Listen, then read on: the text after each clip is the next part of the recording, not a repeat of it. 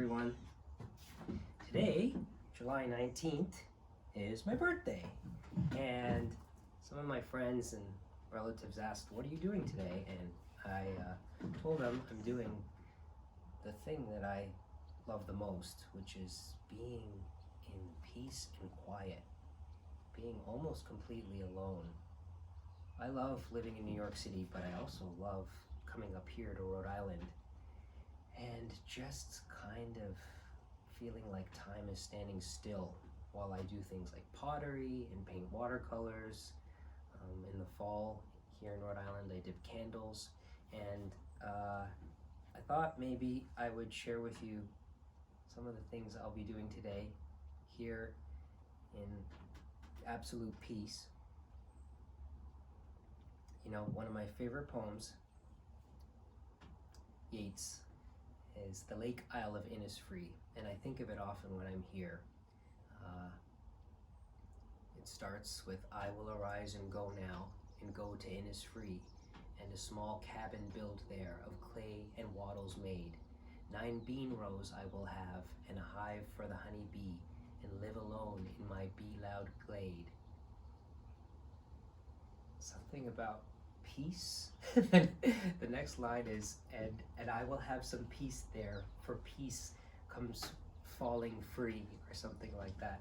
That really is the most significant line of the poem, because that is what I feel about this place.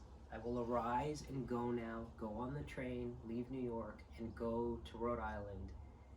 And here in this beautiful barn, it just feels completely like peace. So let me tell you a little bit about Rhode Island and why I'm here and how I got here. A little over 20 years ago, to the day, on July 19th, when I was a teenager, I had an idea for a how-to show for kids. At the time, I kept chickens in my backyard, I did pottery, and I thought I would love to kind of share this as a TV show. My friends at school were fascinated by the fact that I had chickens, so I started pitching this idea all over Toronto. I took it to every single major network, TVO, CBC, YTV. I had meetings with all of them, and everybody was interested in the idea, but they passed on it ultimately. And then I decided I would just go right to the top, right to the very epitome of this idea, and I wrote a letter to Martha Stewart's executive producer.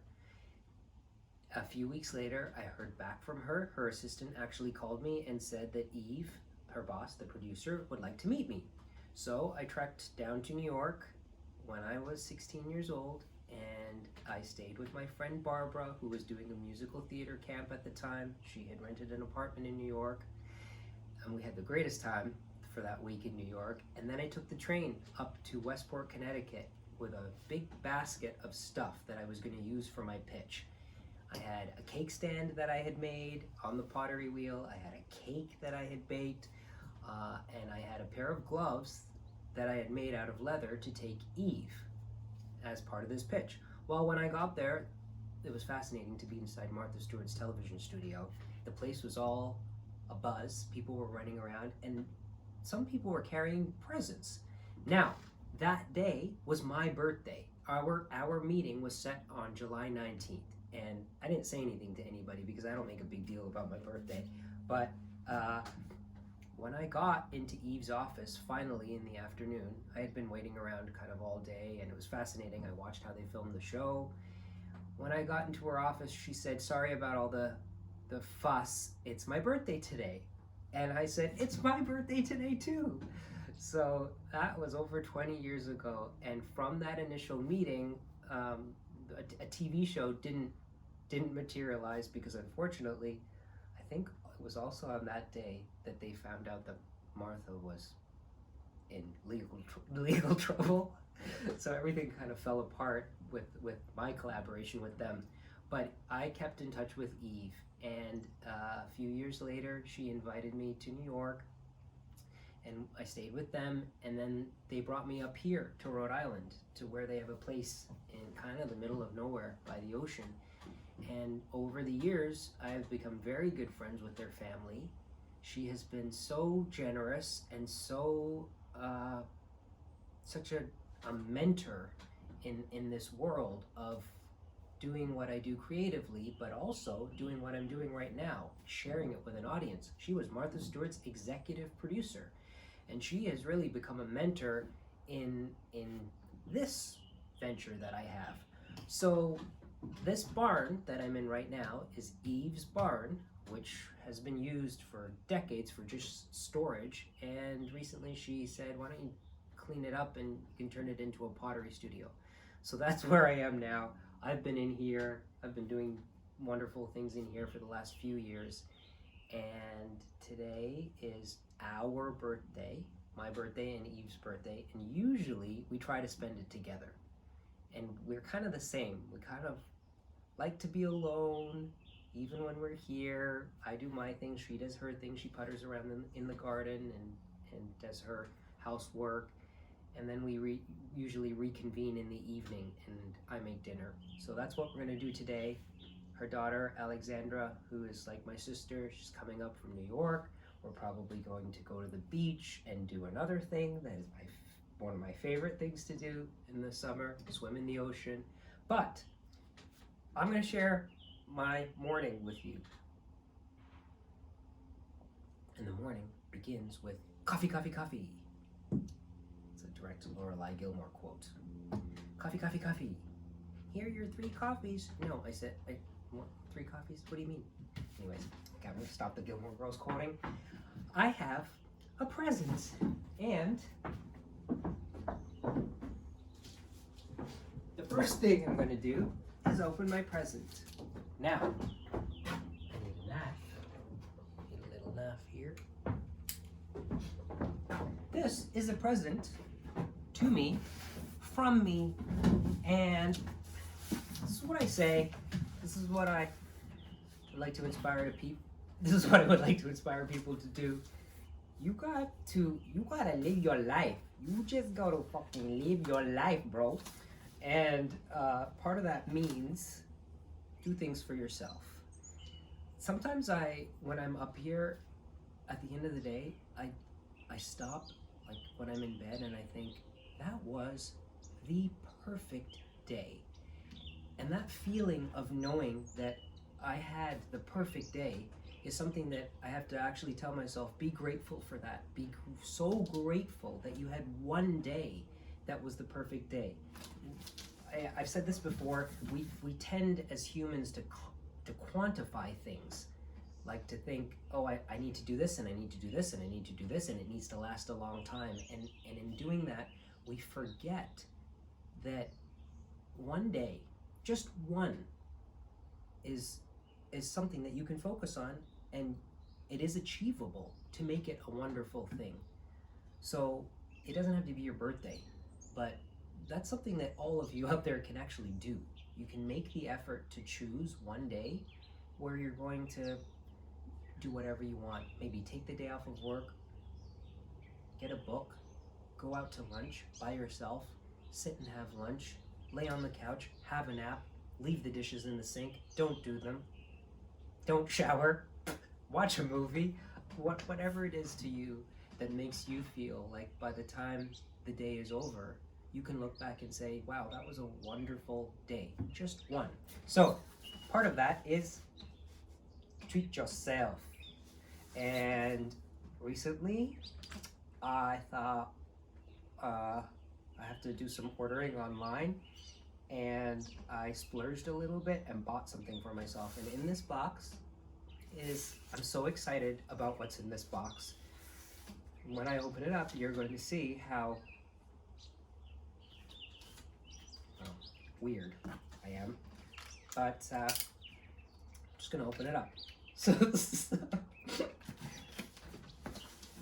not gonna say where this is from because I want this to be a surprise. I had it shipped right here to Rhode Island. It was here yesterday when I got here from New York.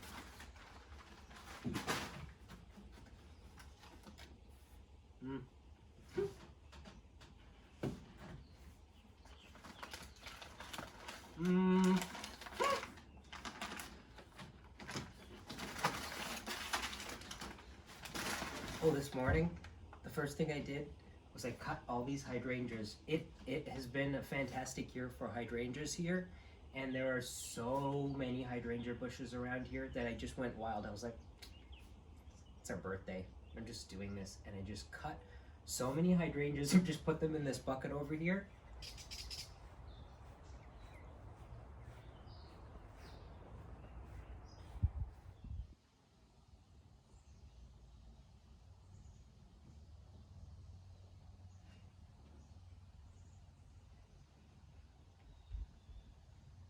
And you wouldn't even know. Not even a tiny dent was made.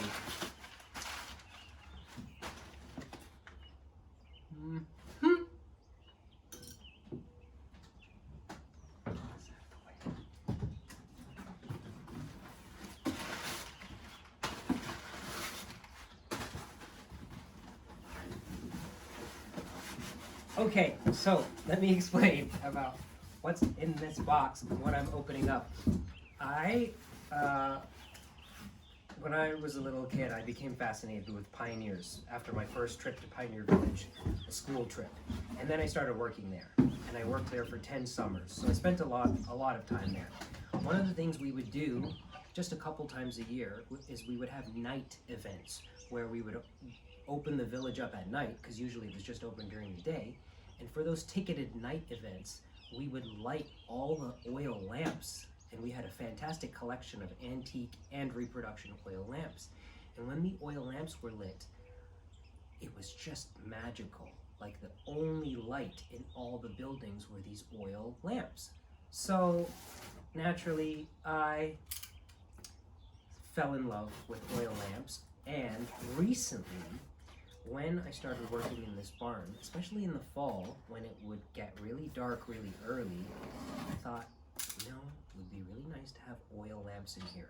So when I would find one that I liked, I would buy it.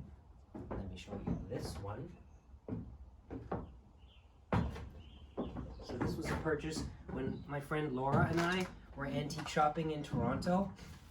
She had seen this and she said, I think he would like this, and then she showed it to me and she was so right. This is an antique lamp, an Aladdin lamp. I think it's an Aladdin lamp. It has a round wick, and all the parts are original, and it has its original chimney, which, look at the shape of this thing.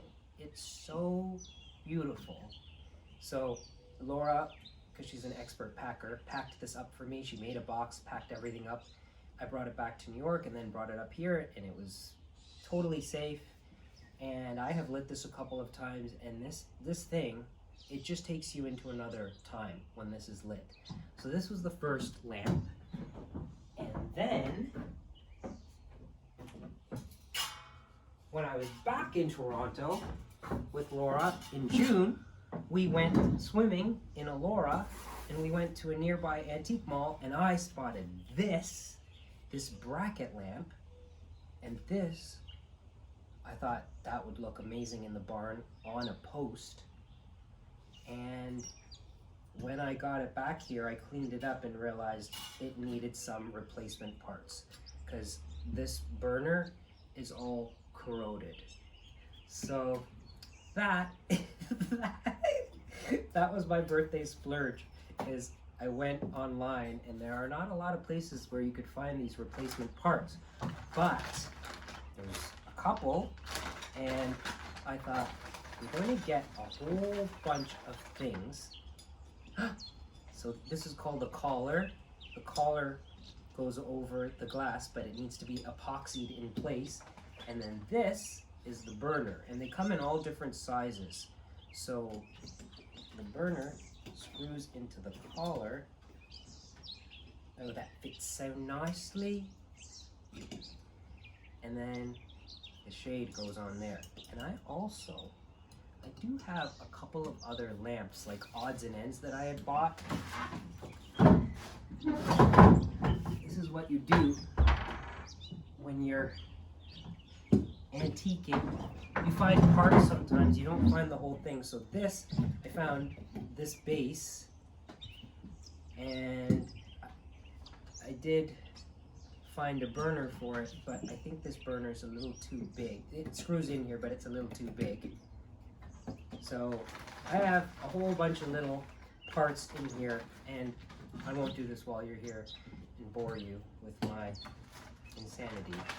But today, I'm just gonna play. This is what you do when you just think of what would I like to do today, and you know, I can't think of anything better to be doing this morning than playing with all these lamp parts. So that's the lamp parts, but I also ordered an antique lamp from this company because they have antique lamps, and I was so excited when I saw it. They had like old stock, so lamps that have never been used before. Let's do this away.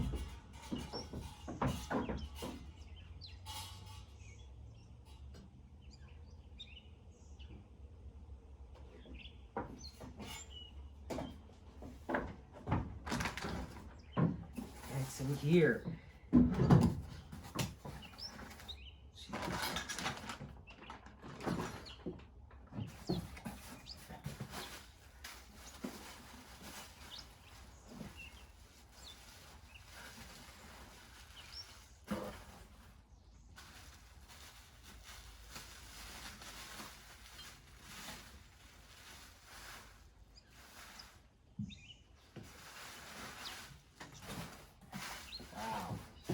It's pretty. It's a glass lamp, and it has faces on the base. One of these burners fits in it.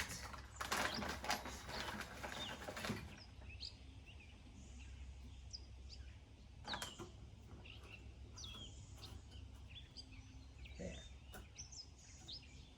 So this lamp is also going to be for the barn. I think my vision is to have a few lamps lit in here in the fall when I'm working in here and it's dark. So, there you have it. My birthday morning. What else am I going to do? I'm going to make some pottery in here, do some throwing. I've been working on copying an antique soap dish.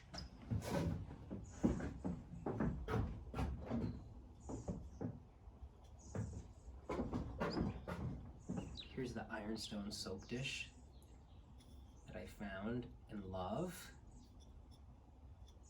And over the last couple of weeks, I've really been looking at it and I've been thinking, how could I make that?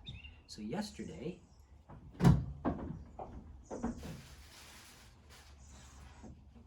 I threw a couple of pieces. I threw a little sort of base.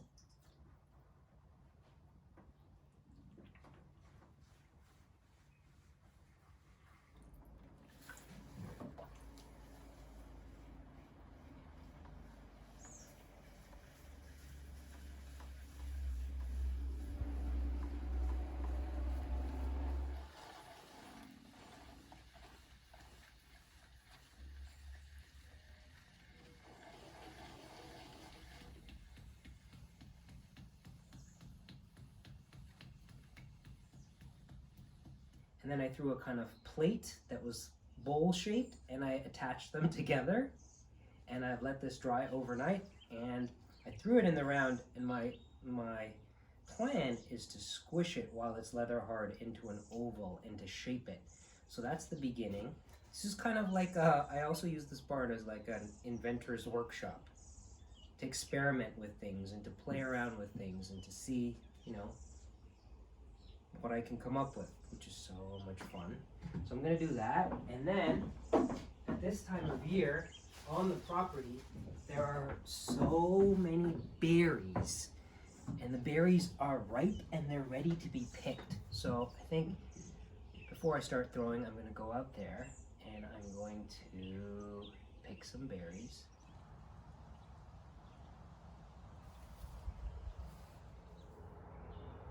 The ripe ones do need to get picked right away because there are lots of birds around here. So there are these wine berries There are also blackberries. Mmm. Look.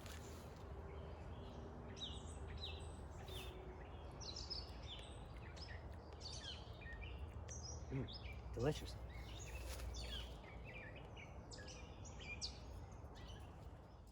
And the last thing I'm going to do this morning is the thing that I do every morning here. The perfect form of exercise is I'm going to swim. I have become so spoiled by spending so many summers here and swimming in this pool when no one's around. And there's only one way that I like to swim, and that's what I call a la mode. 100 lengths.